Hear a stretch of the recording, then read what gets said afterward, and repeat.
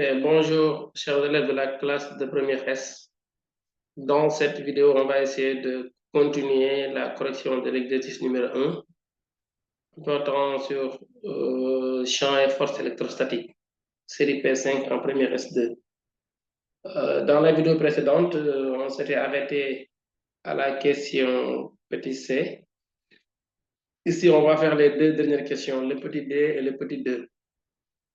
À la question petit d, on nous dit de déterminer le champ électrostatique en un point M situé à 8 cm de la charge Q et à 6 cm de la charge Q'.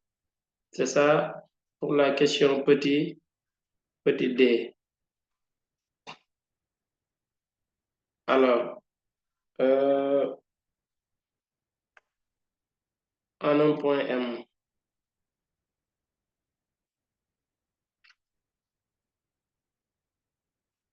situé à 8 cm de la charge Q, c'est-à-dire de A, et à 6 cm de la charge Q', c'est-à-dire de B. On essaie de représenter la figure.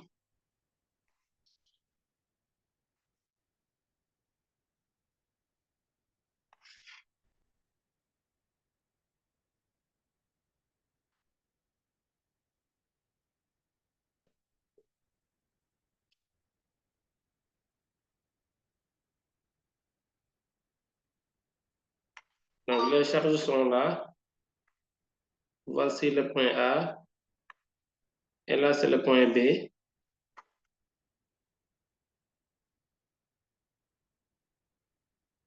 O, c'est le milieu.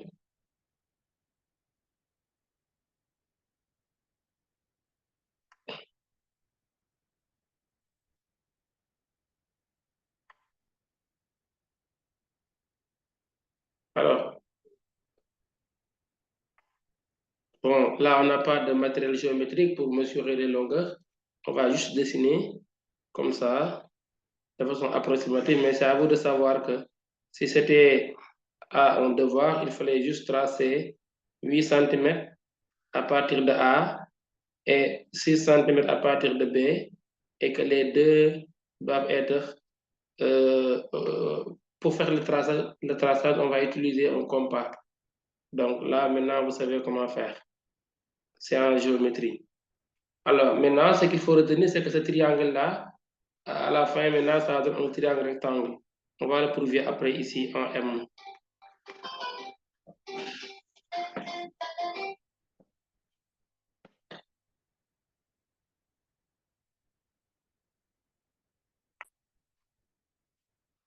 Voilà, donc, je rappelle que ici, c'était 10 cm, la longueur entre A et B. BM, le texte dit que c'est égal à 6 cm et AM, c'est égal à 8 cm. Si on utilise la réciproque de Pythagore, ici, si vous calculez le côté A, B au carré, ça vous donne 10 au carré égale 100 cm². Vous prenez le côté BM au carré, ça vous donne 6 au carré égale 36. Le côté AM au carré, ça vous donne 8 au carré égale 64. Si on fait la somme de AM carré plus BM carré, ça nous fait 36 plus 64 égale 100. C'est encore égal au côté AB au carré. Donc, d'après la réciproque de Pythagore, le triangle ABM est un triangle rectangle en M. Voilà ce que nous avons ici d'après la réciproque de Pythagore. Alors, maintenant, cette information-là, elle est capitale, on le saura pour la suite de la correction. Pourquoi on doit montrer que c'est un triangle rectangle? Ça va nous faciliter le calcul après. Sinon, on aura des difficultés pour continuer. Alors ici, la question c'est de trouver le champ créé en M. Donc, toujours même formule. EM, principe de superposition, égale EA créé par A par la charge en A plus EB créé par la charge en B. Voilà ce que nous avons ici. Alors, il veut les caractéristiques. On va chercher maintenant les composantes. Après les composantes, on trouve les caractéristiques. EM, A pour composante, EMX égale EM égale EM cosinus EMX, excusez-moi, égale EAX plus EBX. Et là, on a EMY égale EAY plus EBY.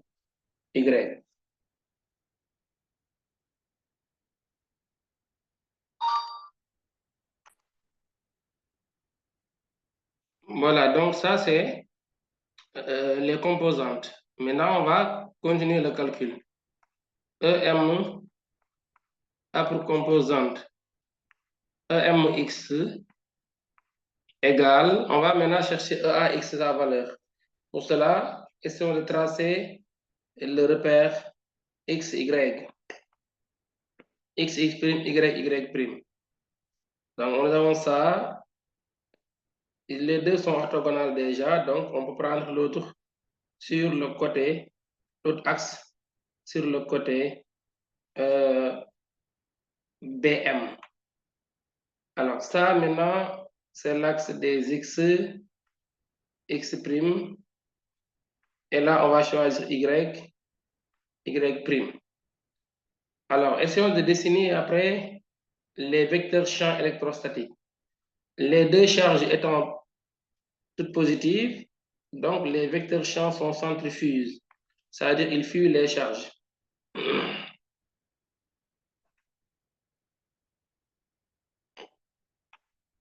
Donc ça, c'est le champ E créé par la charge qui est en A, en notre A. Et là, c'est le champ E, vecteur champ E,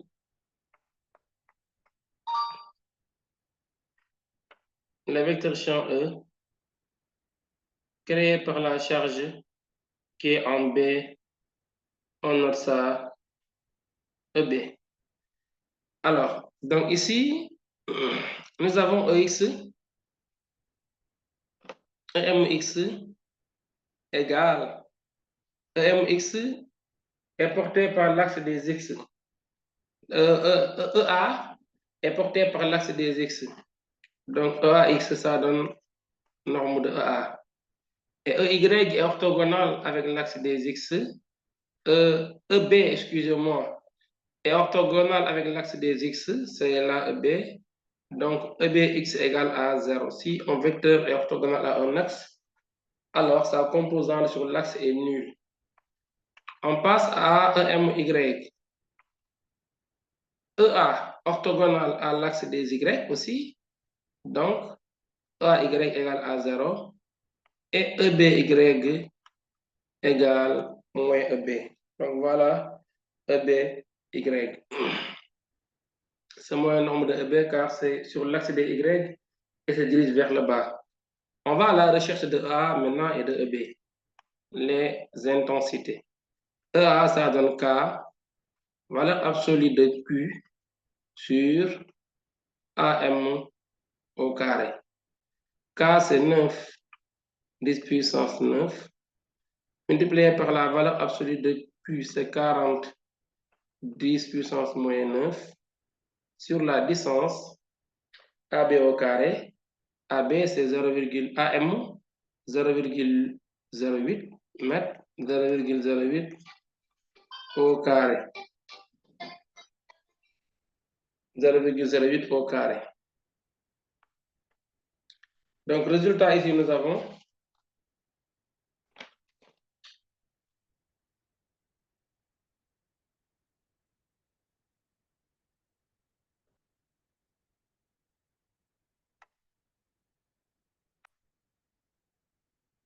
Donc, EA égale à, d'après calcul, on a 56 250 newtons par coulomb.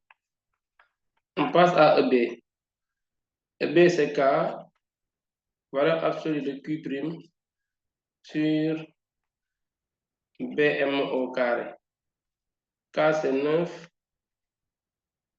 10 puissance 9, multiplié par 30, 10 puissance moins 9, le tout divisé par 0,06 au carré. Et là aussi, on trouve 75 000 d'après calcul. Voilà les intensités EA et EB créées par les charges Q et Q'. Q est là, Q' ici, en M. Maintenant, on aura ici E, M, A pour composante EMX égale 56 250. EM Y égale 75 000. C'est ça les deux. Et là maintenant, pour EM, la norme de EM, c'est la racine carrée de EM X au carré plus EM Y au carré. Et ça nous donne racine de 56 250 au carré plus 75 000 au carré. Voilà EM. Et maintenant, d'après calcul, on trouve 93 720. 93 720 newtons par coulomb. C'est ça la norme de EM. Maintenant, pour les caractéristiques, après la norme, je dois avoir la direction, le sens et l'intensité. La direction et le sens. Le point d'application, le PA, c'est le point M. La direction et le sens. Maintenant, on va regarder l'angle que forme le vecteur avec l'axe des X. Direction et sens. Direction et sens. Donc, le champ, il forme un angle bêta avec, je termine ça ici, l'axe OX tel que tangente bêta, tan bêta égale EY divisé par EX. Tan bêta EY, c'est 75 000. EX, c'est 56 250. On calcule pour avoir la tangente, puis on détermine l'angle par tan moins 1 de la valeur trouvée. Et maintenant, on a l'angle que forme le vecteur résultant avec l'axe des X, Voilà la réponse à cette question. On passe à la dernière question qui consiste ici à trouver un point de la droite AB où le vecteur champ électrostatique résultant est nul. C'est ça la dernière question.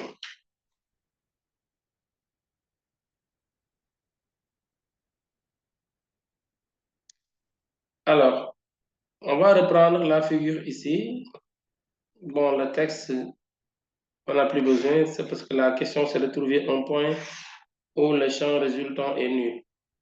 Donc, on peut représenter directement la figure ici et voir dans quelle situation le champ résultant est nul. Voilà la figure. Donc là, c'est A. Ici, nous avons B. Et le point O est là, milieu de AB.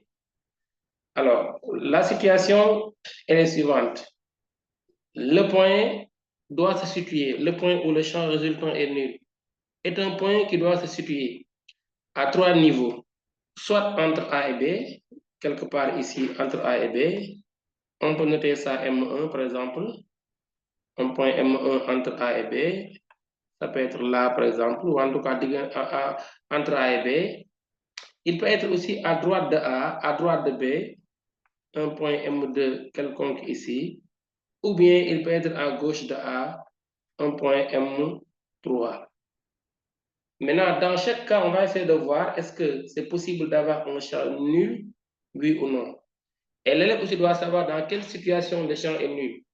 Le champ résultant est nul quand est-ce que lorsque les deux champs sont collinaires et de sens opposé. Dans ce cas, les deux champs se neutralisent. Dans ce cas, on peut avoir un champ nul si et seulement si les deux ont la même intensité. Donc, la condition, ou bien les conditions pour lesquelles un champ électrostatique résultant est nul, c'est lorsque les champs sont collinaires, les deux champs qu'ils forment sont collinaires et de même intensité et de sens opposé. C'est dans cette situation-là où le champ résultant est nul. Maintenant, on va voir dans chaque cas ici, est-ce que nous avons d'ailleurs des champs qui sont opposés. Si, par exemple, nous sommes ici en M1, la charge là A, elle est positive, donc elle crée un champ qui fuit la charge, centrifuge. D'accord? Il est positif, donc le champ, il fait comme ça. Nous sommes en la charge qui se trouve en B, elle aussi, elle est positive, elle crée un champ qui fuit la charge. Donc, en M1, un point qui se trouve entre A et B, là, nous avons ces deux champs-là. E, A, qui se dirige vers la droite, et EB, qui se dirige vers la gauche. Les deux champs sont opposés. Donc, ici, en M1, il y a possibilité d'avoir un champ nul si EA égale EB. Autrement dit, si on égalise les champs EA et EB en M1, on peut trouver une distance qui sépare A et M1, puis B et M1, pour laquelle le champ est nul. Maintenant, les autres possibilités, on va essayer de les exploiter pour voir ce qui se passe là-bas. Si on prend, par exemple, le champ ici en M2, en M2, la charge B étant positive, la charge en B étant positive, donc elle crée un champ qui fuit la charge. La charge en A aussi est positive, elle crée elle aussi un autre champ qui fuit la charge. Finalement, en B, nous avons un champ créé par A et un champ créé par la charge en B. En M2, excusez-moi, on a ici un champ créé par EA, donc ça c'est des juste représentations symboliques, et un champ créé par EB. Les deux sont de même sens, donc il n'y a pas possibilité que le champ soit nul, parce que les conditions, il y a d'abord les champs doivent être de sens opposé. En M3, aussi pareil, nous avons des champs qui vont se diriger dans le même sens, parce que les deux charges étant positives, les champs E, B et EA sont ici de même sens. Donc, ici, non, il n'y a pas possibilité d'avoir un champ nul. Là aussi, c'est non, il n'y a pas possibilité d'avoir un champ nul. Mais entre A et B, là, la réponse est oui, on peut avoir un champ nul. Et la question, c'est de trouver la distance pour laquelle on a un champ nul. Alors, on va dire, pour le calcul, on va ici soit R1 égale à la distance A M1, c'est R1, et R2, la distance A M2, B M1. On est en M1. Alors, première équation à tirer, c'est de R1 plus R2 égale à la distance AB égale 10 cm. Première chose à savoir, c'est ça. Ensuite, comme les gens ont la même intensité, donc EA en M1, le champ créé par A au point M1 doit avoir la même intensité que le champ créé au point par A au point M2. Donc, EB au point M2 doit être égal à EA au point M1. Donc, voilà l'égalité des deux champs.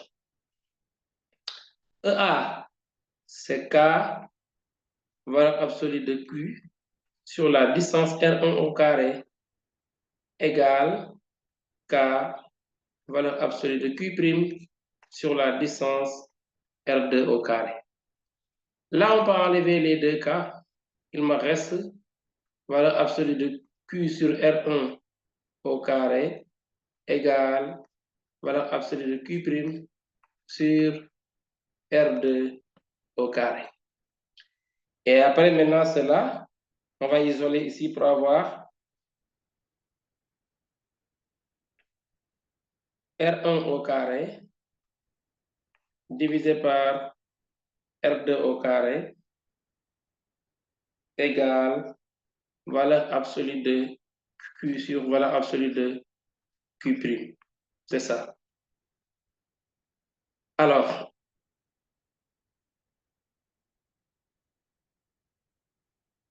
donc, on remplace la valeur absolue de Q, c'est 400 nanocoulombs.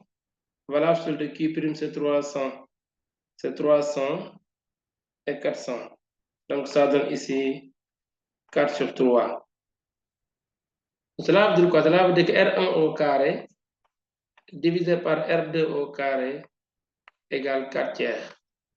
Donc, R1 divisé par R2 égale racine carrée de 4 sur 3 et c'est sensiblement égal à 1,15. 1,15. Donc, cela veut dire que R1 égale 1,15 fois R2. C'est ça la deuxième équation. La première équation, c'était R1 plus R2 égale 10. La deuxième, c'est R1 égale 1,15 R2. Et on fait maintenant ici un système d'équations à deux inconnus. R1 plus R2 égale 10. R1 égale 1,15 R2. Maintenant, nous avons ici trois techniques de résolution, méthode d'addition, méthode de comparaison et méthode de substitution. On va faire ici la méthode de substitution qui me semble plus facile. Là, on a 1. Ici, pour ce cas-là, ici, on a 2. Donc, R1, c'est 1,15 R2. Je peux remplacer R1 par sa valeur dans R2. Donc, ça me donne ici 1,15 R2 plus R2 égale 10 cm. Donc, cela veut dire ici que 2,15 R2 égale 10 cm. C'est-à-dire R2 égale 10 divisé par 2,15. C'est ça, R2, ça donne ici 4,65. Voilà, centimètres. Donc, cela veut dire que le point où le champ est nul est situé à 4,65 cm à partir du point B, entre les deux points A et B sur le segment AB. Donc, R1 était 1,15 R2 égale 1,15 multiplié par 4,65. Donc, R2 est égal à 5,35 cm. Donc, le point pour lequel le champ est nul est situé à 4,65 cm de B, soit R2. Ici, ça c'est R1, oui. Ça c'est R1, soit R2. Et de 5,35 cm de A, soit R2. Et là, maintenant, nous avons ici, voilà, donc c'est ça ce qui a été demandé. Donc, le point est situé. Donc, le point, donc le point où le champ est nul, où le champ E résultant est nul, est situé à 5,35 cm de A, c'est R1, et 4,65 cm de B, soit R2. Voilà la réponse à cette question. Et c'est ce qui met fin à l'exercice numéro 1 de la série portant sur champ et force électrostatique. Merci de votre aimable attention.